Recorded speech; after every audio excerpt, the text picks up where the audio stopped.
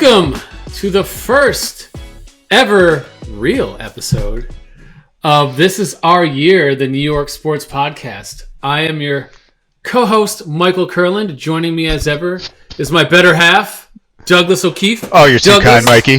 What's up? Douglas, welcome to our first ever show. How you feeling? Oh, I'm feeling good. Ready? Yep. Yes. That's the sound, baby. That's the sound. What are we drinking today? We are drinking a New Park Brewing Hopiary. Oh, it's a double IPA, so 8%. We're getting a little lit on a Thursday, and these are from our good friends up in New Park Brewing.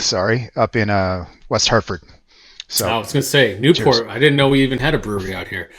Cheers, buddy. Cheers. I will be drinking today one of my favorites. It's a Contessa Cab. They call it red wine, so it's a little bit of a blend, and it's by the Hunesa family, which is delightful. And it's up in Napa. You gotta love those Hunesas. They really bring it. So they do it right. Here's to Thursday to our pilot episode. Yeah, I'm catching up. I'm in the. I'm going a little gangster here. I'm an Irishman. I couldn't help myself. Hey, we'll try that again. Cheers. Cheers. So, Dougie, this is the pilot episode. Yeah, this is crazy. And I thought a good way to start off would be tell the audience a little bit about who we are and why we are fans of the New York Islanders today. Oh, we're doing Isles today. Well, I dressed the part. I see you did too. One of the several cursed teams we know and love. So. That's a great. I think that's a great way to kick off, though. Especially with the theme of our pod. Maybe not the most successful franchise, at least in the last few decades. So, including this year, although they bounced back with a win the other night against Seattle. But man, season's over, right? Season's been over. I was on the wagon of thinking we might have a chance. I looked up the stats today. We have an 8% chance. So we're not out yet. I'm shocked it's that high. I am too. There's losing to Seattle and Montreal last week. Yeah. After that Montreal game, I threw in the towel. Done. I said, okay, we're done.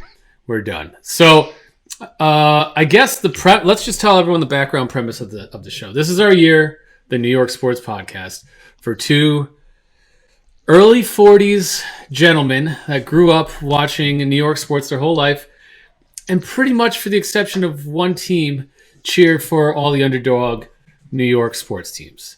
So I'm Michael Kurland. I'm a fan of the Mets, the Jets, the Nets, and the Islanders. Ouch, ouch, ouch, and ouch. Yeah, you're leading in the pain. So I'm born loser. Born losers right here.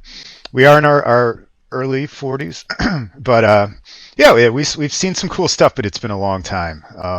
I'm Islanders, Mets, Giants, so I have seen some stuff there. Cuse, and I am on friendly terms with the Nets.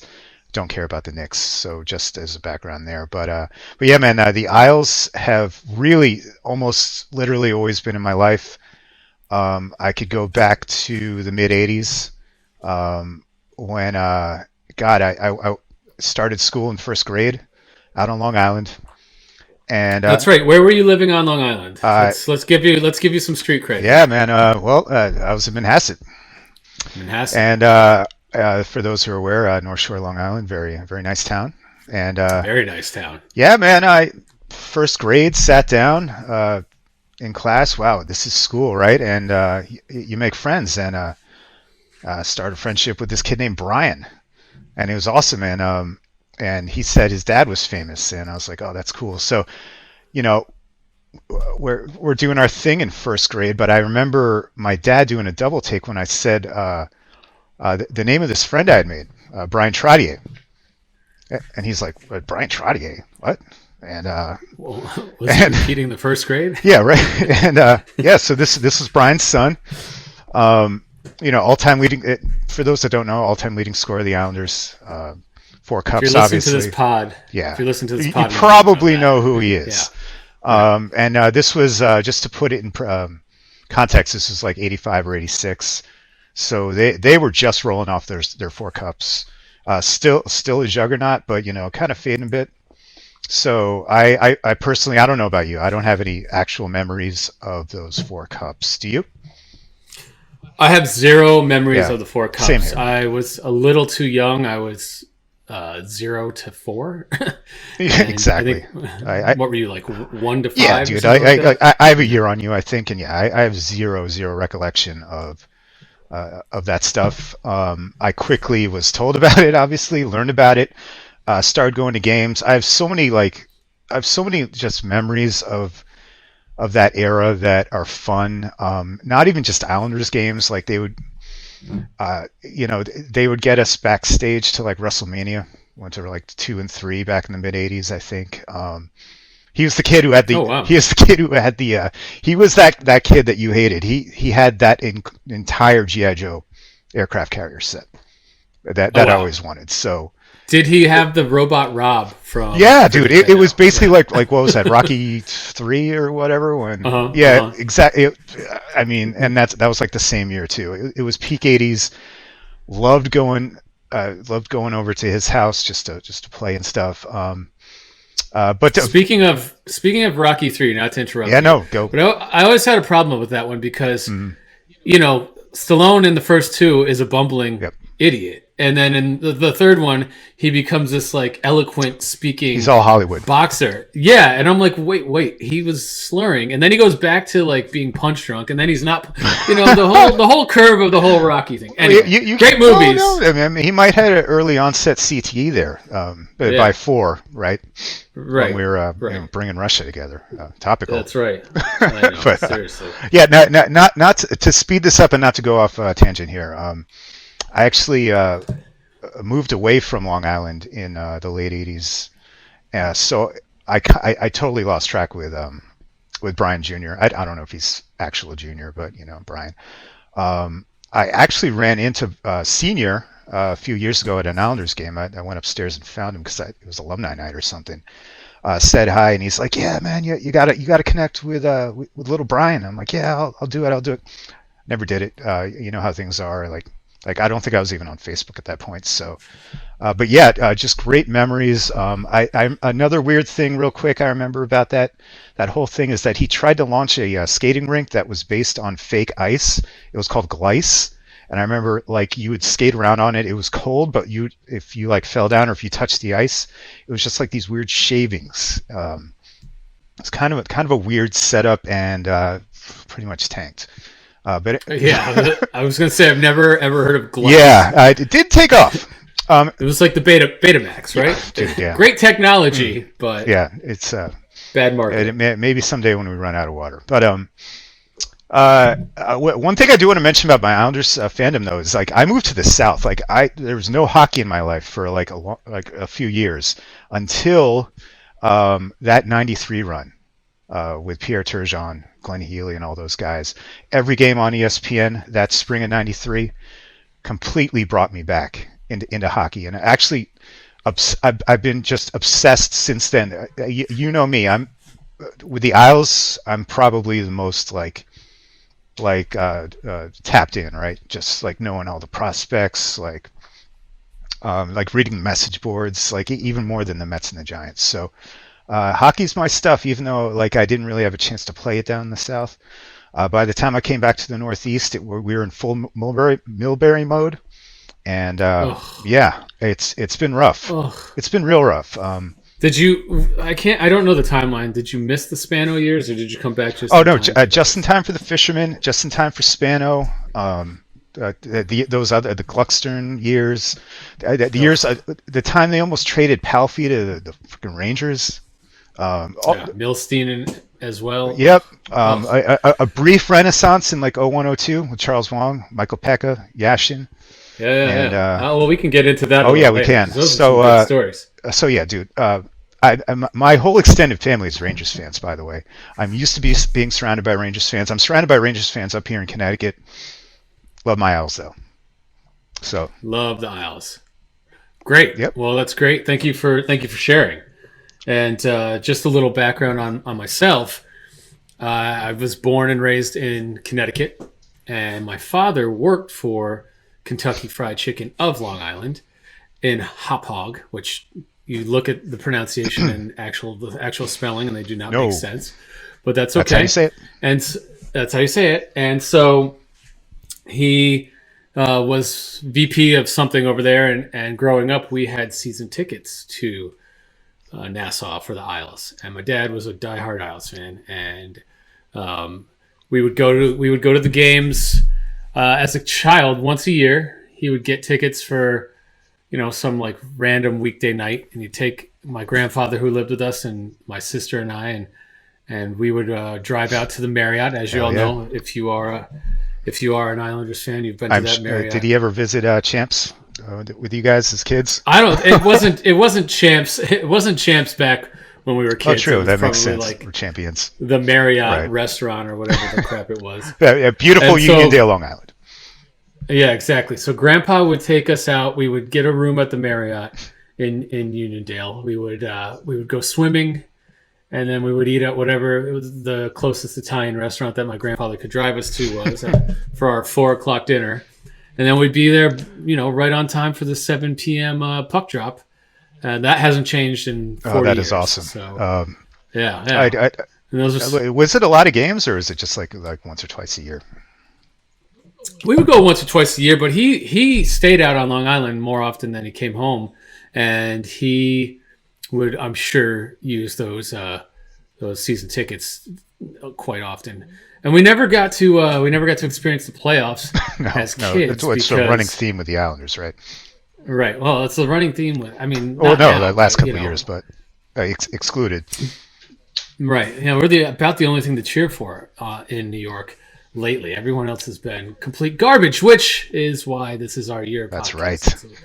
Right. It's a play on how bad New York sports has been for the past decade. Right. No championships.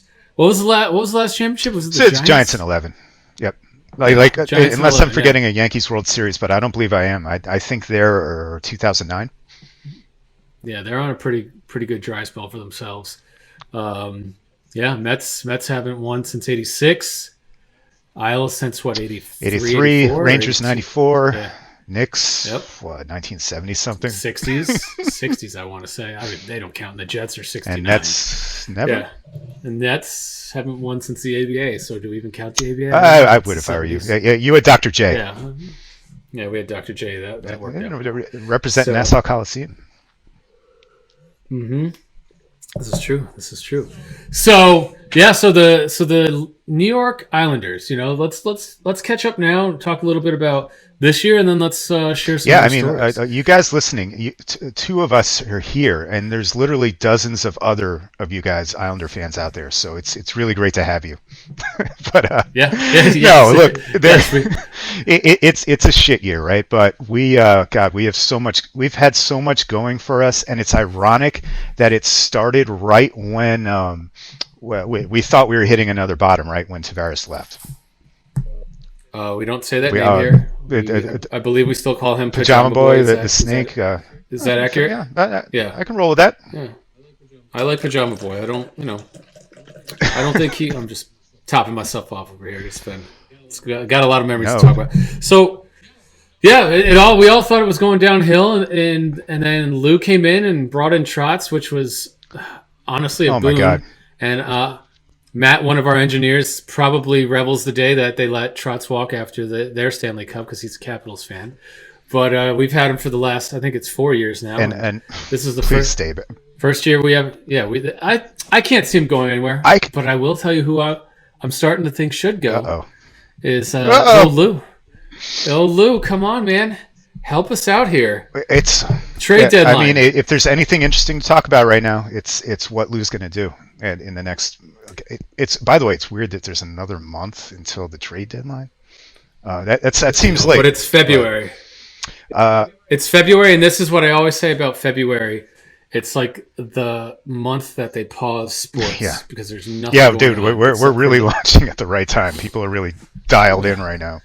Can't wait to talk about the over Islander season, and then we'll get into the Nets guys and all the guys who aren't playing for them right now. So, no, but that's another episode. Hopefully, by the time we talk about the Nets, they'll all be back on the court. Yeah, right? But look, something to acknowledge. A '90s Islander is about to set the most games played record tonight. Mr. Zdeno Chara, as cooked as he might look this year, he's had his moments, and honestly, at this point, it's good to have him. He seems like a great dude. And we'll see. I mean, I'm kind of like surprised a bit. I think that there are rumors that teams are interested in him. I'm not. I mean, think about what we did last year with Coburn. All right. We brought him in for a 7th round pick in case someone goes down. He's I think like a guy like Chara, like 6th round pick, something like that. I mean, he's won a few cups.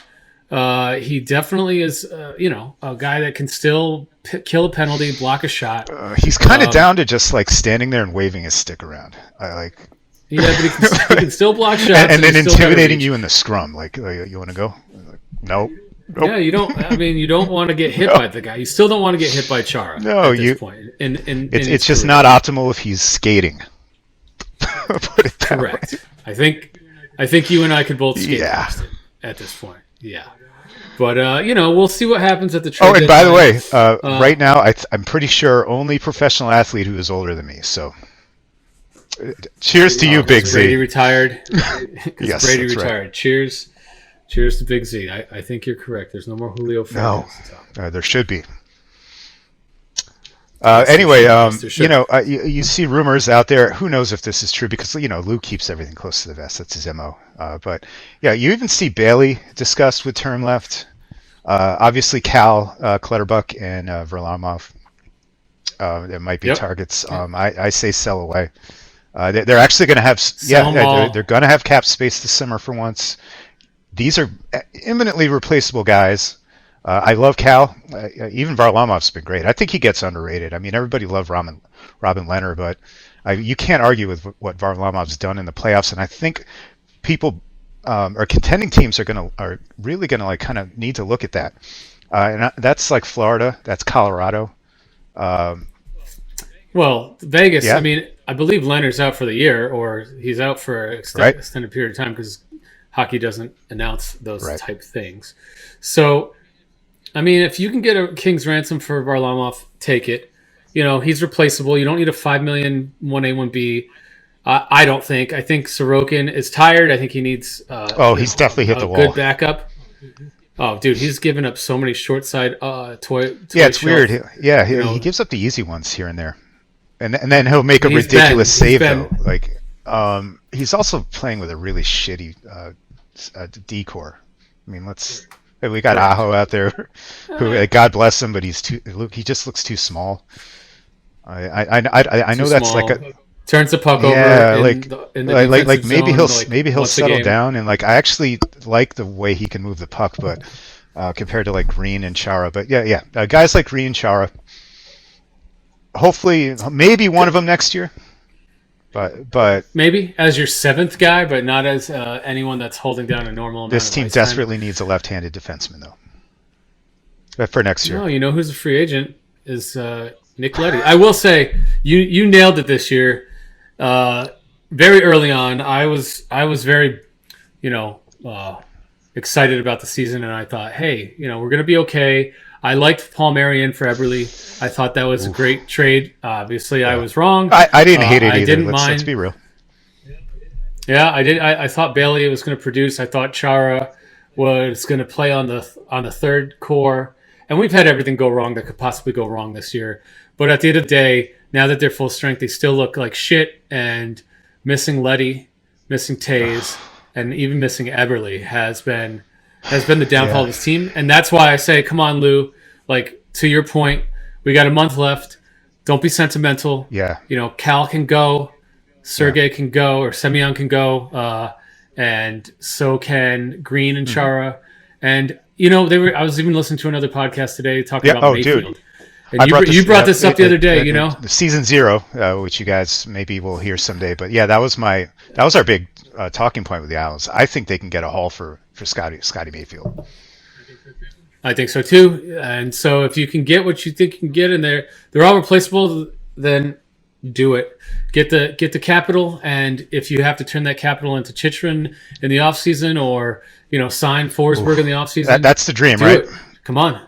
You can't count on UFA, like top UFA guys, but Oh God. Oh, flip the script on that. I mean, we got the new arena and we got Right. Barzal on the top line, and we got some cap space finally. So let's flip the script, Lou, and show me that I'm wrong thinking that But you're too old, because I'm starting yeah, to think you're too old and you're too sentimental. well, yeah. This is his time to maybe redeem himself.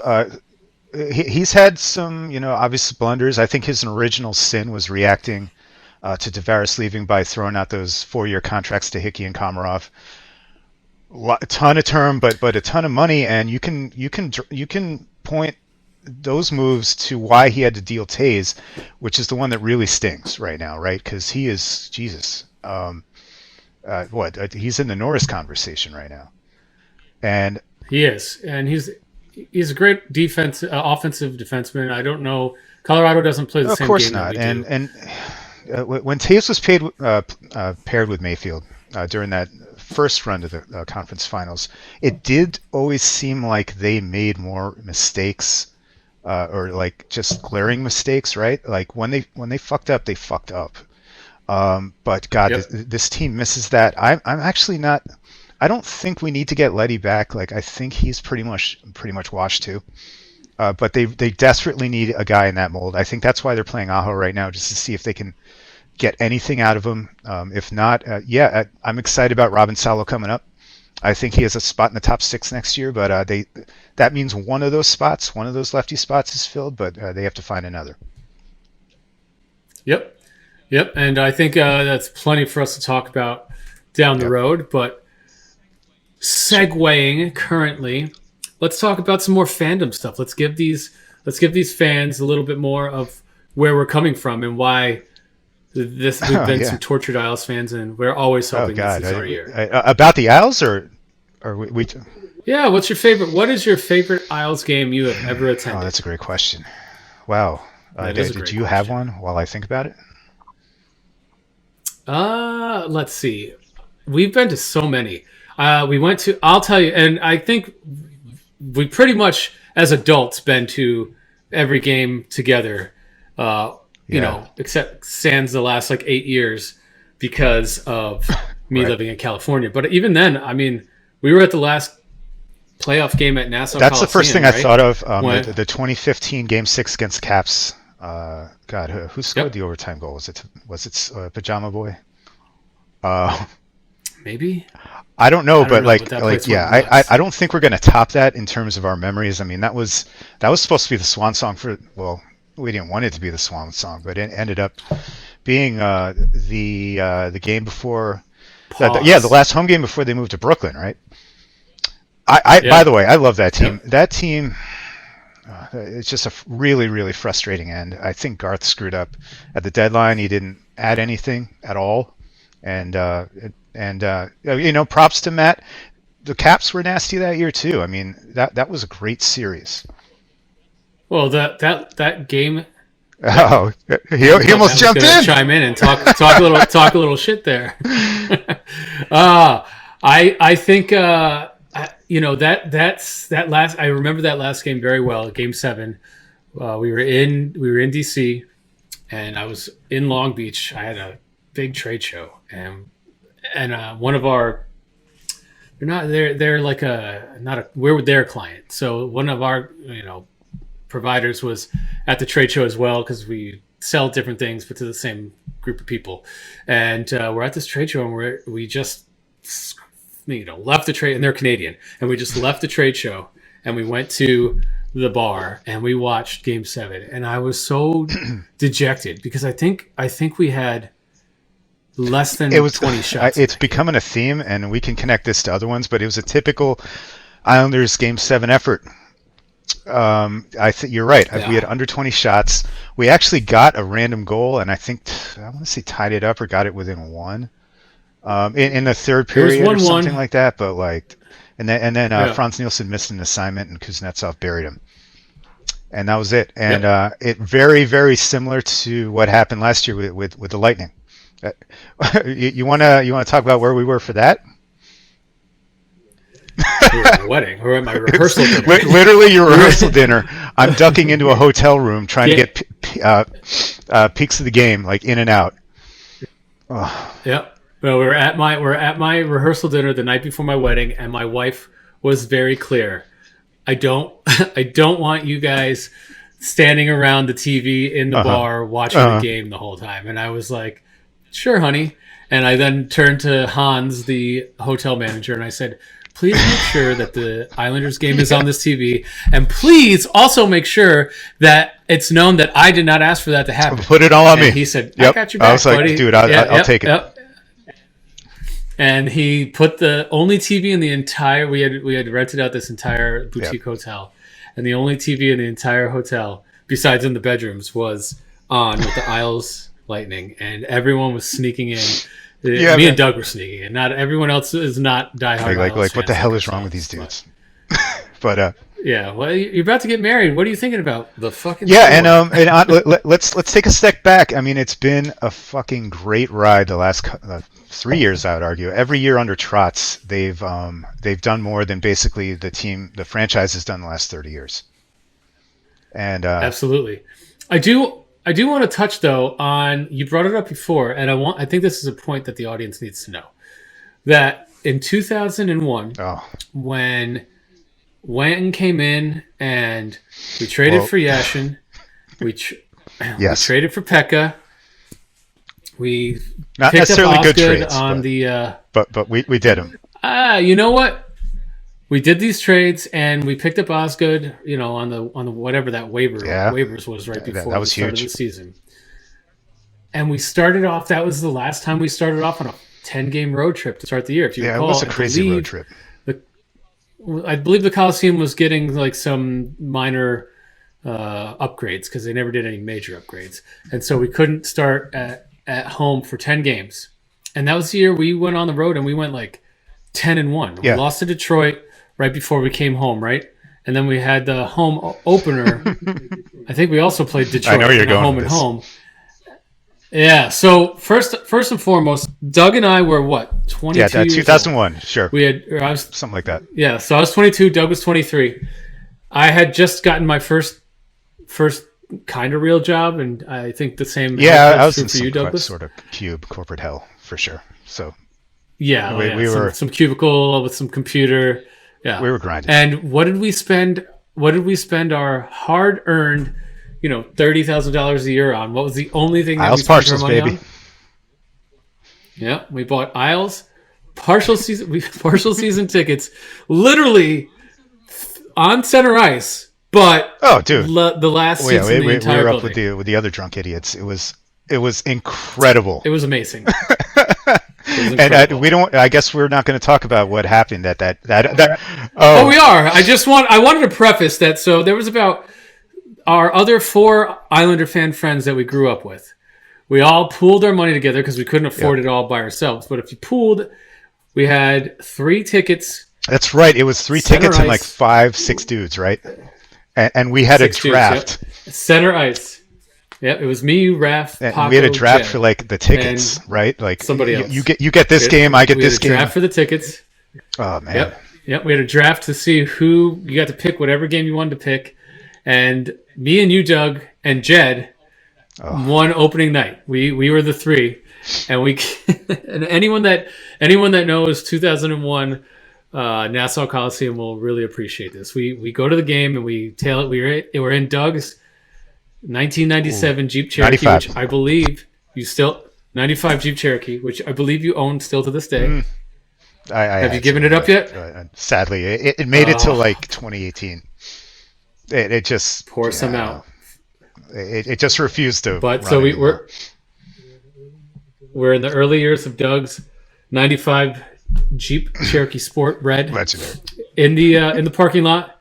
What's legendary. That? Legendary, dude! So many memories. I mean, drove it till the floorboards rusted literally. Out. So we're in the parking lot. We're tailgating, and we go in, and we're about to walk in. And you guys, if you don't know our little buddy Jed, he's a smaller guy, and he definitely could drink about 20 Bud Lights before he walked into Nassau Coliseum. And we get to the front door, and I don't know if anybody knows this to be true, but I'll tell you anyway. Razor Ramon used to moonlight as a bouncer. If it wasn't him, it was Nassau just Coliseum. this random impersonator. But it was him. It was. Yeah. It was Scott Hall. Scott Hall / Razor Ramon was a bouncer at Nassau Coliseum in circa 2001, and for many years after that. I remember seeing. I mean, he was unmistakable every time you saw him, and he.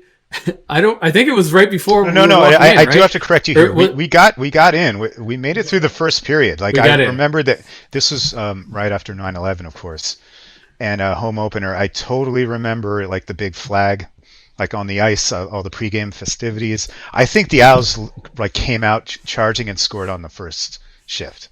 It was, and the atmosphere was unreal. Like the Islanders were back after like. 94 to 2000, they were just like the bottom of the league, like laughing stock. And all of a sudden, and we're all charged up.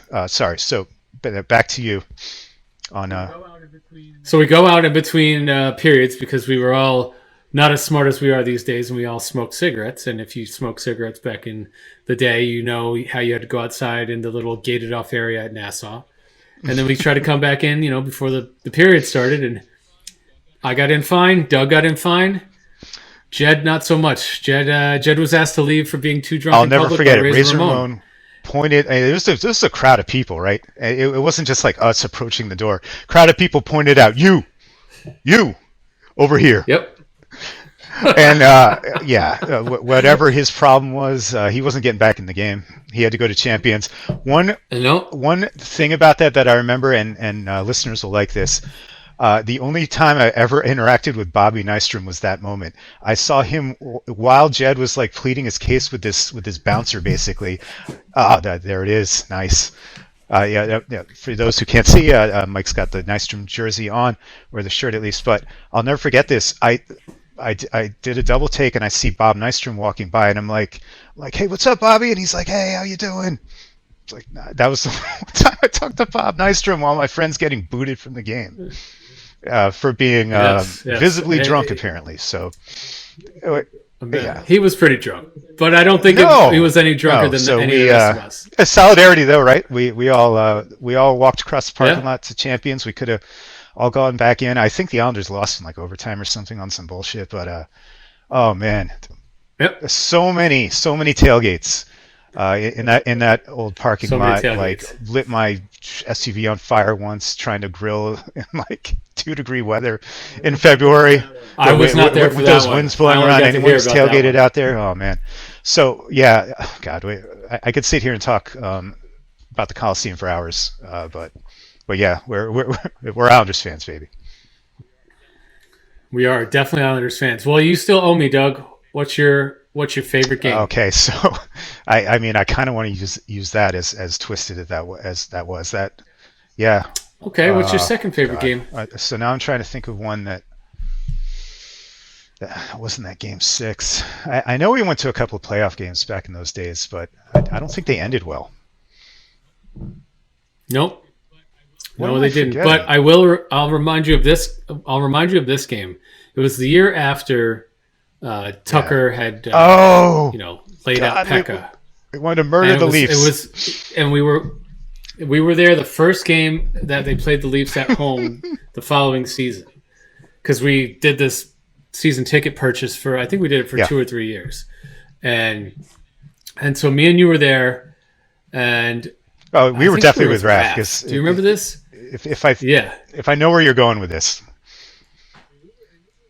And it was, there was a couple of Leaf fans in the stands, which I know. Where the fuck are Leafs fans coming from on Long Island? I never understood that. And like, I mean, look, Ranger Islander games. Yeah. I can understand that.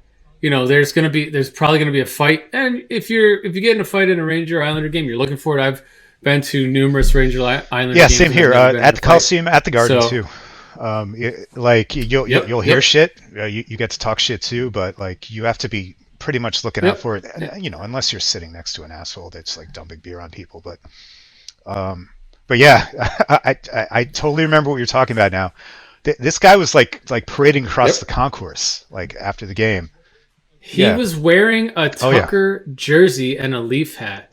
and then proceeded. And I think the Leafs won the game, right? Or they were winning the game. Either, I can't remember. But we walked outside again to smoke cigarettes, or maybe the game was over. And he's running his mouth. And I mean, I don't know what he was thinking, but this kid got shoved around, pushed. I don't know if he ever got punched, but he definitely got shoved a few times. And someone stole his hat. And if I recall correctly, they stole his hat and they lit it on fire. Do you remember it? I don't know if I remember the blaze, but like this, guys, this sounds like the Coliseum crowd, though, right? Yes, speaking of the Caps, like I remember there were some complaints that one year about like Caps fans being mistreated. I don't want to say the Islanders have the market on it, but like I think what you're trying to say is the Coliseum was an old school place. It was the last barn. Like everybody else got new arenas. We just got ours this year. Yep. And then we went. When did we go? When did you and I most recently? What was our last game? It was me, you, and Jed. For old time's sake, I was in town.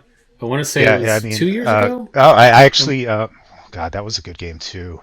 Thanks. So this was February of 2 years ago. As everyone maybe can connect the dots, we were about a week or two away from the COVID lockdown. Islanders had just traded for J.G. Pajot, and it was the Rangers in town. And God, a good call on getting those tickets because we had great seats on the ice where they were shooting twice. I remember we were all over the Rangers, but somehow they were up like 3-1 in the third, and we came storming back and forced overtime. And Bread Boy Panarin beat it must have been Varlamov in overtime, but that just this because the Islanders scored within the last minute to tie it, right? And I remember we were almost on our way out, and they pulled us back in, right, with 5 minutes left, and we were just hanging out in the concourse for the last 5 minutes, going absolutely wild because that was a great game. And even any Rangers fans listening to this pod, like those games are always great, right, guys? So God bless hockey, man. Again, my favorite sport live, my favorite sport to talk about. I know it's not very popular, but fuck it, I love hockey, dude. Well, hopefully with this ESPN2 taking over the broadcast rights. I mean, they're working on it. I will say, did you watch the Seattle game? It was. Look, I'm not going to sit here and say like women shouldn't have a place because AJ Malesko is one of the best in the business, and I love our pregame show woman. Shannon Hogan, come on, man. Place her name right now, Shannon Hogan. What's that? Shannon Hogan. I live on the West Coast. I don't get to see all that fun stuff anymore. But they had Leah Hextall announcing the game with, Dominic Moore, and it was trash. It was like literally the worst. So I have a bit of a nuanced take on this because my initial reaction was exactly the same. And it wasn't just her, like the whole thing was like amateur hour. And by the way, like this is the ESPN Plus, like the Hulu broadcast, for those who don't know. They've just taken over this year. Leah actually grew on me. I actually really love her tone. It seemed like it was a little choppy at first, like she was just trying to keep up. But as the game went on, like I was like, okay, this isn't bad. I've definitely heard worse. But I hear you, like. And by the way, Barry Melrose doesn't look good, man. I don't know if you were watching the intermission. I didn't see. I mean, he looks. He's got to be in the 70s, looks like they pulled him out of like the bus station or the OTB, and like he had just smoked a pack of cigarettes. Like he was looking rough. Like the mothballs off of him. I hear you. I think that entire broadcast team needs. I think they need to do better. Maybe they're working out the kinks. Yes. I don't love that all this stuff is spread around like different streaming stuff, but that's just me being old. I get it, but yikes, yeah. I don't want to trash Leah though. I thought she did fine by the end. I wasn't trashing just Leah. I think Dominic was also. I mean, he's a former Ranger, so. Obviously, I'm not a huge fan. But, there was a time that they kicked I think some highlight, and it sounded like a high school like broadcast practice, like the guy that got completely chunked. Well, they also said, and I was just like laughing at it. They also said that we they also said Oh we yeah, drafted Clutterbuck, and it's like I get it. I get it. You're the yeah. national Like do broadcast, some homework. but do enough research. Yeah, Do Melrose said enough that research. Palmieri Right? was a So trade target. Please, please take the next 3 years right, off our yeah, hands. exactly. Like, You know what? I will say though, I got to think the cap's going up this year on a good segue, and I think that contract's not going to look as bad as it looks this year. I mean, So in 2 or 3 years, wait, I what think is he's it, going like to be 5 mil? he's going to settle in on the third So 5 mil for another 3 years. He's look, going to settle in on the third line, and he's going to bring that as a third line guy. I mean, at least he can play. We were living with Andrew Ladd for the last 5 years doing absolutely dog shit. So we're used to these anchors, Yep. and that's Lou's Achilles heel. He's very loyal. He loves signing guys on the wrong side of 30 to multi-year contracts. I will forever be cranky. You know me. I've never really given Lou like carte blanche. I love. I mean, he has shut me up the last 2 years, but God, there are things that can improve. I will say here. I have a question for you. Do you think he retires anytime soon? I don't know, man. I think he's going to ride off into the sunset hoping to win a championship. Yeah. That's why I'm worried that he's going to, even if he trades Clutterbuck, he's Right. going to re-sign him, and I don't know. I've never seen Lou with actual cap space until this year with like trying to improve the team. I've seen him with minimal cap space and dump trades to try and like band-aid the team. And it's been a decline the last 3 years. So And I want to preface this. I think as much as I hate the Komarov contract, and good job, Leo, for getting a gold medal. And by the way, the team has Beijing sucked or since he wherever left. the hell So, it was. wait, what the fuck do I know? Yeah, but he would. He is. He's a glue guy for sure, and He's not a first liner though. Him. It was And never he a was the first liner, line, but through the playoff run, and God, that was painful. But that's also because Anders was out. It wasn't because that's what we wanted to do. Like we were all playing. If Anders doesn't tear his ACL against the fucking Devils, I think it's a different game last They were year. pretty dominant before Anders went down. Yes, so and they couldn't fill that hole, and he tried to do it with Palmieri. And I will say, in the playoffs, Palmieri was probably our most dangerous series. forward last year. And Pajot half to his first hand, well, and that entire line went down. And that Zizekas was hurt. I mean, everyone was running on fumes. Absolutely, and to his credit, crushed. he assumed we would get in the playoffs again, and I wouldn't want to. I still wouldn't want to face the Islanders in the playoffs, but yeah. This year, I mean, we battled everything, but Chara took 20 games to get going. We got crushed harder than any team by COVID. We started with a 13-game road trip. I mean, we could go on, and I mean, look at the lineups in those. Look at the lineup for the home opener this year. I don't even know who half those fucking guys are. That was a weird fever dream. So, fuck the NHL, but for not. But again, it was like us and another team I can't remember out west that got hit with that first, and I think they were trying to figure out how to deal with it. A lot of teams got a break there. The Islanders did not. I mean that was the Bridgeport Sound Tigers. No. Andrioff.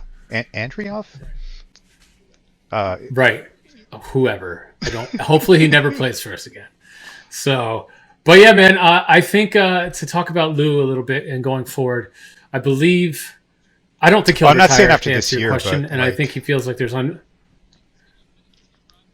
I think he's gonna ride. I think he doesn't give a shit about the cap or the picks because he is 79 years old and he wants to win one more championship, and he's going to do whatever it takes. And I'll tell you, the trade for Pajot was worth it, and even this trade for Palmieri, it was, and Zajac, it was worth it.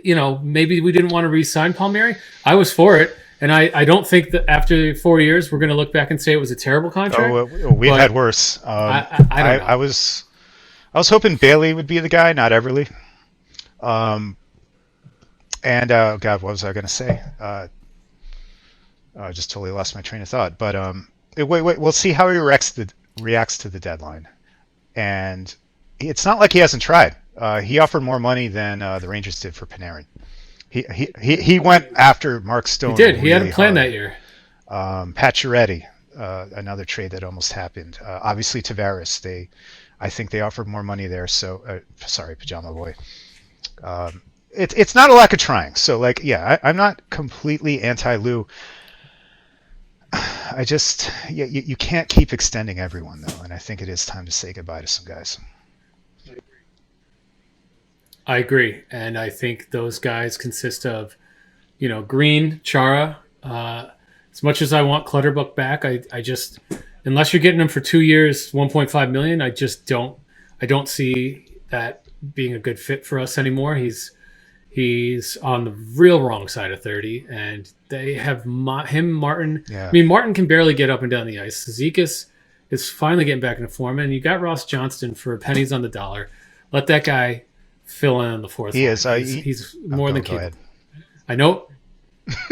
I know he skates like Frankenstein. Well, dude, but, we're used and to Cal's that got a now. little I pep mean, in his I think they're interchangeable. Here's a guy for you we haven't mentioned, Zach Parise. Actually is a little bit productive. Do you like him on the fourth line next year with, say, Casey and like Martin or Ross? Because it seems like he if he wants to play, he would play on Long Island. I don't think. I mean, he played amazing on the first line with Barzal, but I just Yeah, think we yeah, need I'm to talking think like bigger. a Like, Clutterbuck that's replacement like down there, while you aim higher on the first line.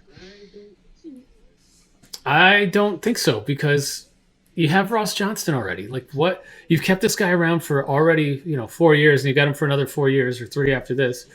Let the guy play. I mean, he's still young. He's become a capable player in all zones. He can put a couple goals in. Can he kill penalties? No. I don't know. That's a good question, but probably not. Probably not. And that's one thing Cal brings to the table. But I don't want to see another. I don't want to see a 6-year deal to Cal or a 3 or a 2 or whatever.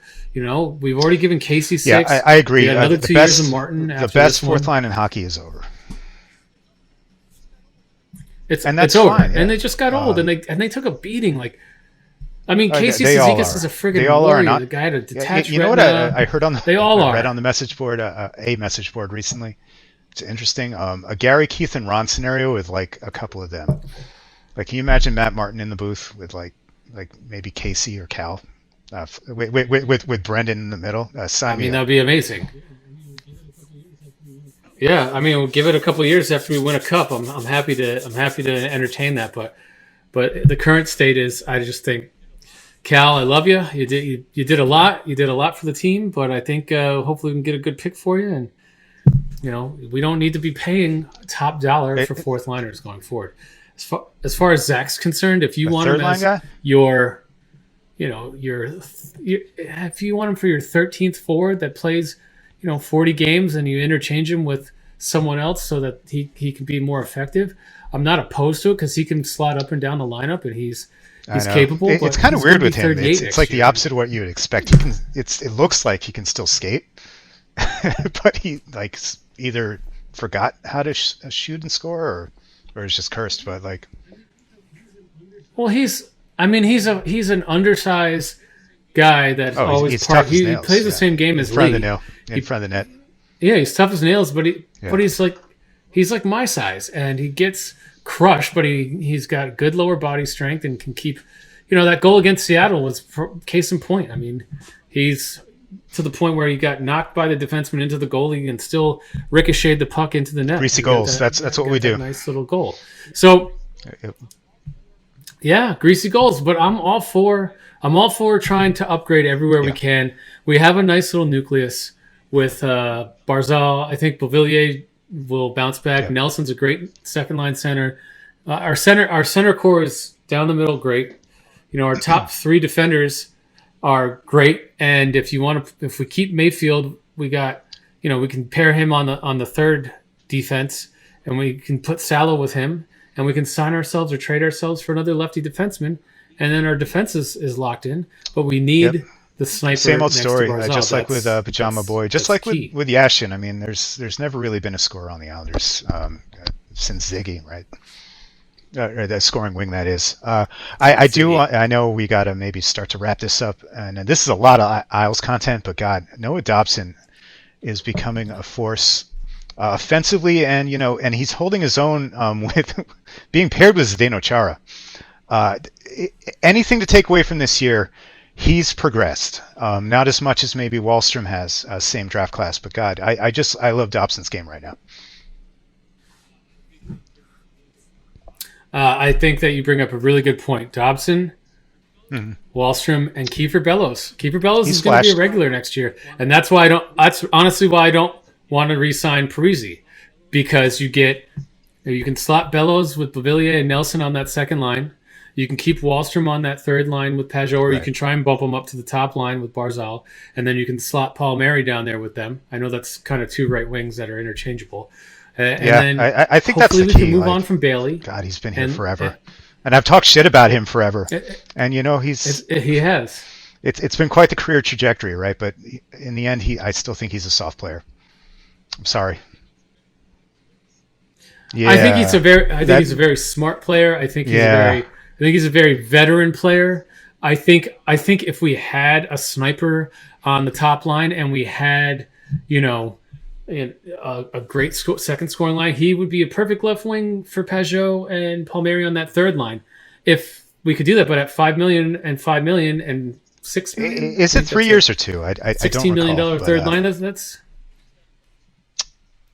I know he's got another 2 years at least left at $5, and Palmieri's got another 3 years left at $5, and Pajot I think has got another 4 years left at $6. So big decisions for Lou. Is that and big decisions. Well, Doug, it's been great. How you doing on that beer? Did you get through it? From our friends at New Park. Yeah, I know. This is the Ferris. Tell the audience about the second Coffee Imperial Stout. And again, that's at New Park Brewing. And dude! And what did you give the first one? The Hopiary, stars wise. I don't know if we're doing 4 or 5 stars, but this is 4.5. Easy. Very, very, very good. Perfect. And how's that when you're drinking now? Delicious. All right, Dougie. Well, it's been great doing our first episode. I hope you had a good time. We will do it again next week. So it sounds like a plan. Audience, until next time.